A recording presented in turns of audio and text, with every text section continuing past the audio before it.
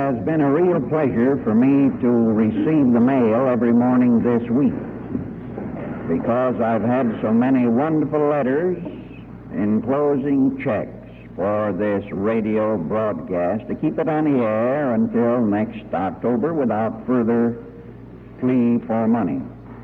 I think it's been the best week we've ever had. $325 in checks all the way from $1 to $25. The thing that pleased me most, however, was the quality of those letters. You know, this series that we're on right now is, well, it's not what many people expect in a church, but it's the truth as this minister sees it after 40 years of earnest inquiry. And I have had only one letter rather violently objecting to what I'm preaching, and that was not even signed. So it didn't cut very much ice. You know, it's gratifying to know that whereas 50 years ago a series like this would have caused all kinds of difficulty, people today are open-minded and they are earnestly seeking.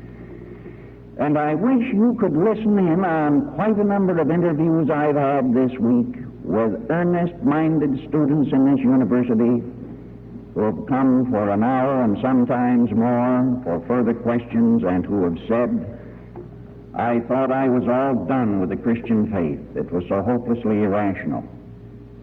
But during these recent weeks, in listening to this series, I've regained something beautiful and wonderful all over again that I shall keep forever.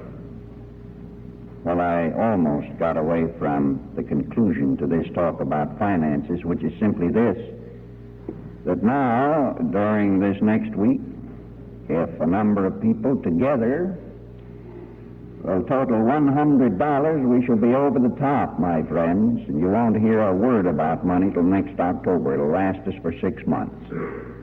So continue to write me, and I'll be very happy to write right back to you and give you my heartfelt thanks. Now, last Sunday we talked about theological jungle and the amazing and utterly unforgiving thing that theologians have done to the simple, radiant Christ. They have so encrusted him with their man-made theological ideas that some people find it difficult to find the real Christ at all. And so this morning, let's ask ourselves this question. Now, what is basic? What is fundamental? What is the real fundamentalist like? Not the kind that call themselves fundamentalists, but what is basic in the teaching of Jesus? Well, it is simply this. When the lawyer asked Jesus to sum it all up and be quick about it, in the Oriental fashion, the word was, do it while you're standing on one leg, namely, be brief. Then Jesus said, thou shalt love the Lord thy God with all thy heart, mind, soul, and strength. And then Jesus said, the second part of this commandment is like unto it. Thou shalt love thy neighbor as thyself. At that moment, Jesus showed his genius in spiritual matters, because these two things had never before been brought together in one whole. When he said, thou shalt love the Lord thy God, and so on, he was quoting Deuteronomy 6:4, which every little Jew had learned from his mother's knee. But then the next and second part of this commandment, well, he just reached over into Leviticus 19:18 and picked out of a certain spot where it was hid away among a lot of agricultural minutiae, agricultural laws having to do with farming in that day. Now, hid away among those laws, and you can go home and turn to Leviticus 19:18 and see how it's just hid away. Jesus picked that little phrase out of there, thou shalt love thy neighbor as thyself, brought it out into the light with Deuteronomy 6:4, and put the two together, and he looked the lawyer straight in the eye, and he said, brother, on these two things hangs all of the law and the prophets. In other words, you've got it. Briefly put, that's what's important in religion. Notice, Jesus didn't say anything about anything except love of God and of man. Love. And whenever people stand in front of this altar and give their confession of faith, the only theology involved is in that word love, and that's not theology at all, it's just love. Nobody has to sign a creed in this church because we, frankly, have never had a creed since John Wesley's day down to now. And when people come here and say, in seeking admission to this church, I hereby declare that I believe in the Christ way of life, and I'll try to follow that way of life to the best of my ability as God gives me new light. You say, well, what is Christ's way of life? Simple. It's the way of love. And when people can give assent to that as a confession of faith, they can join this church.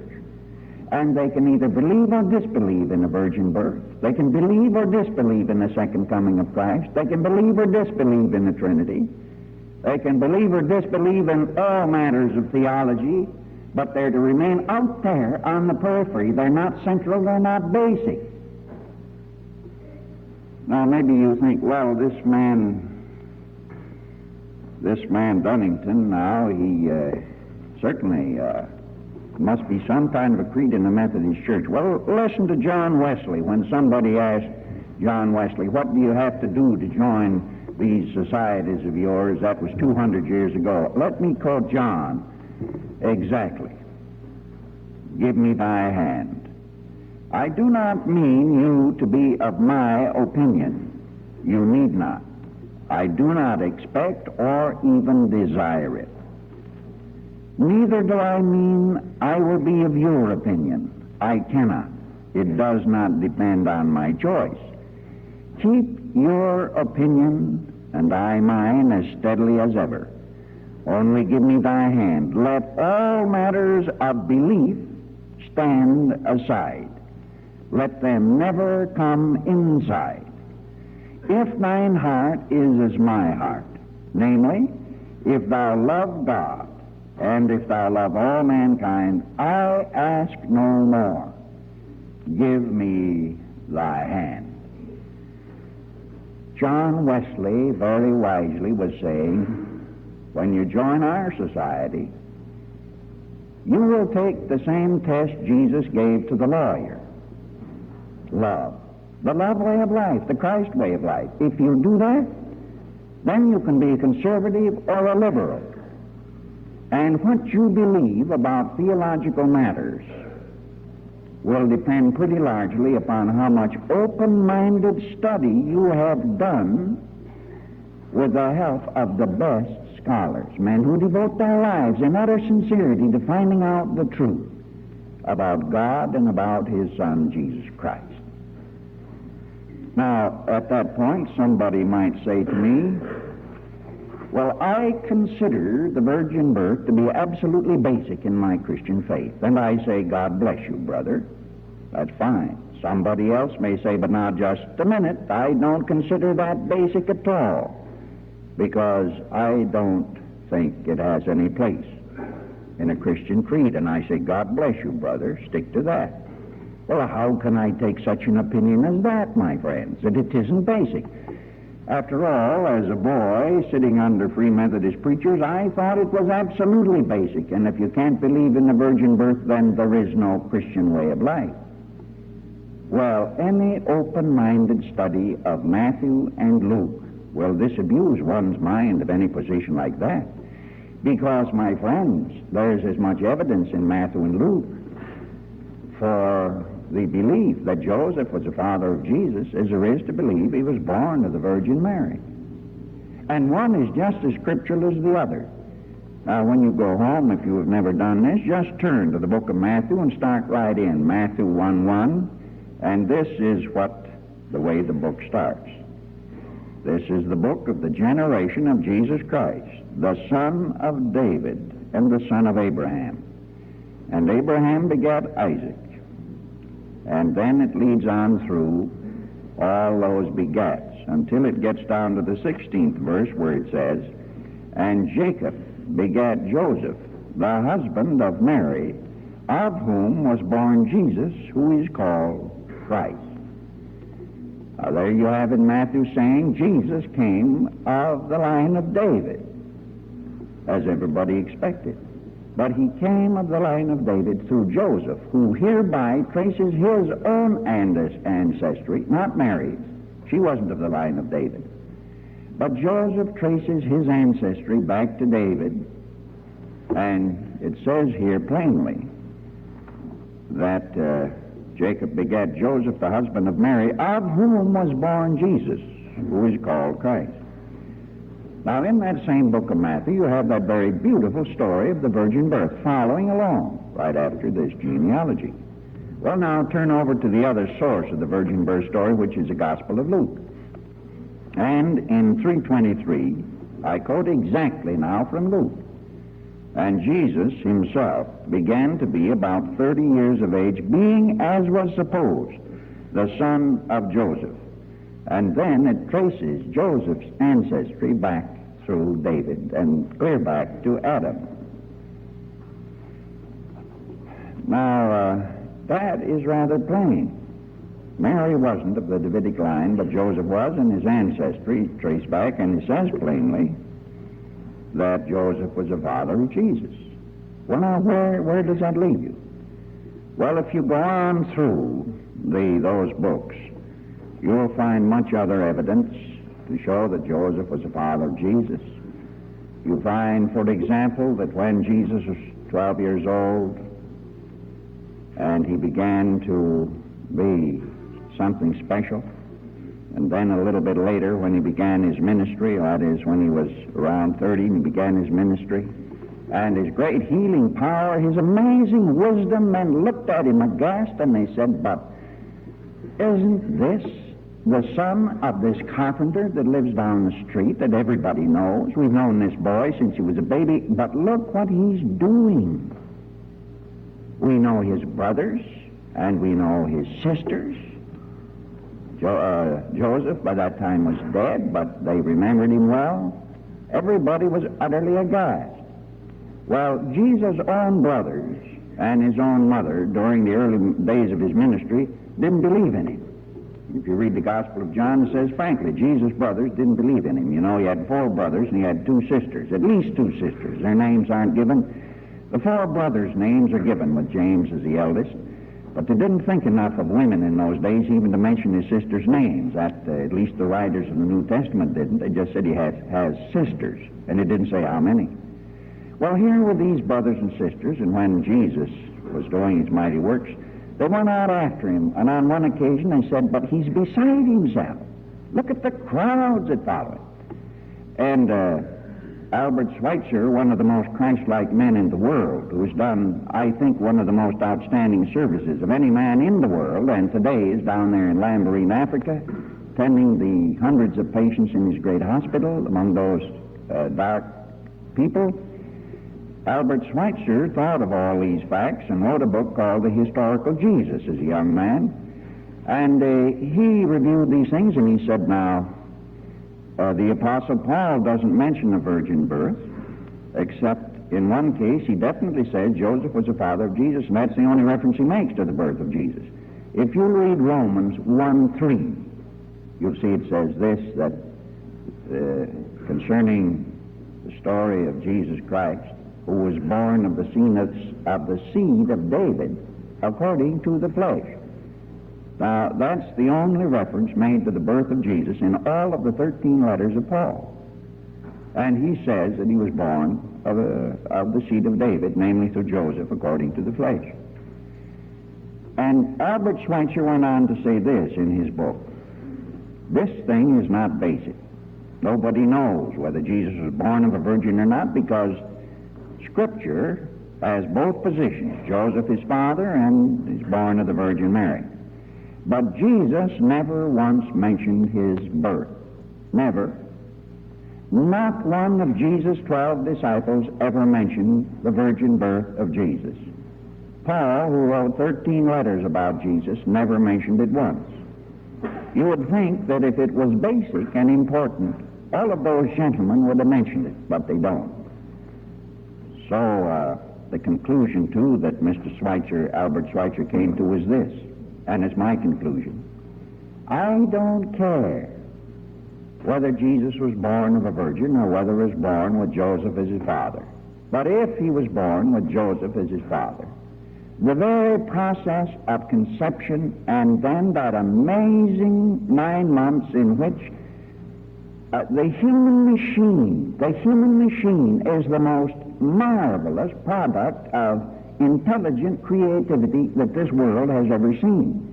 Did you see Hemo the Magnificent last week? Well, if you did, certainly you thought to yourself, isn't the human body and that bloodstream the most amazing and ingenious product of creating and creative intelligence that this world has ever seen? You have to have an infinite God back of a phenomena like that. It couldn't possibly just happen.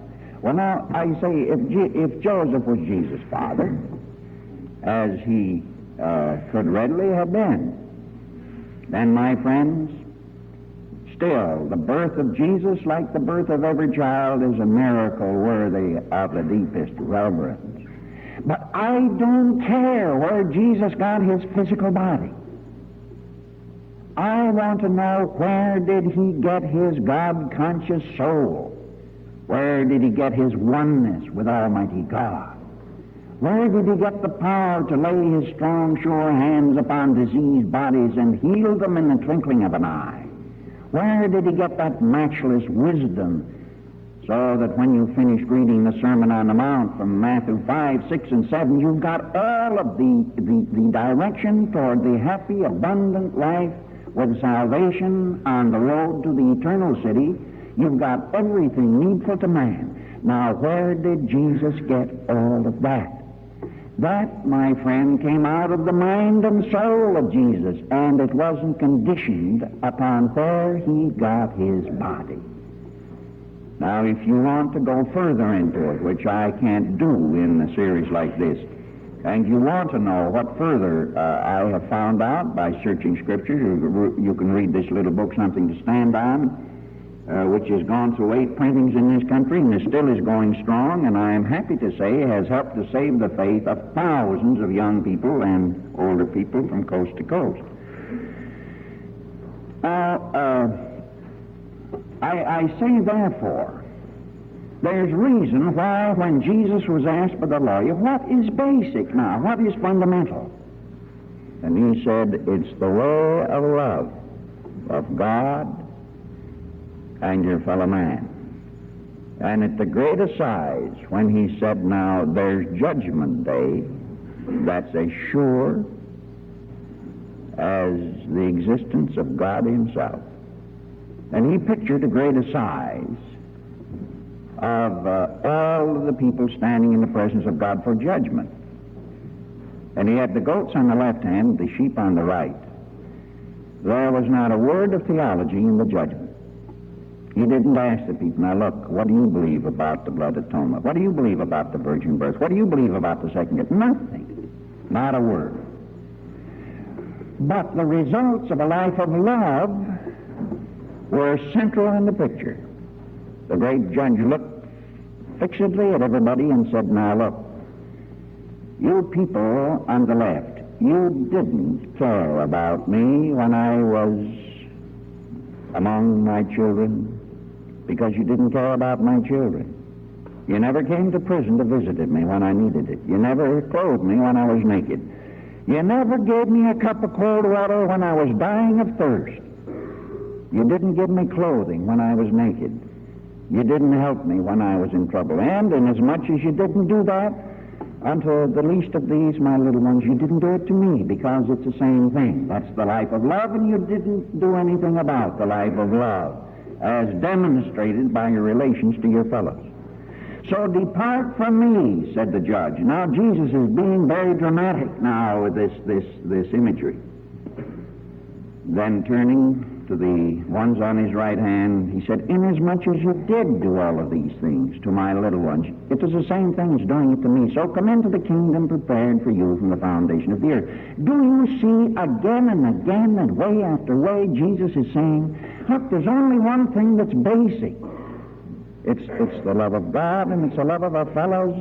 And how do we determine what is the love of our fellows? Well, simply by the way you act day by day in the bosom of your family, in your social conduct, in the way you give your money and send it perhaps to foreign fields where you learn of great and desperate human need. Now, my friends,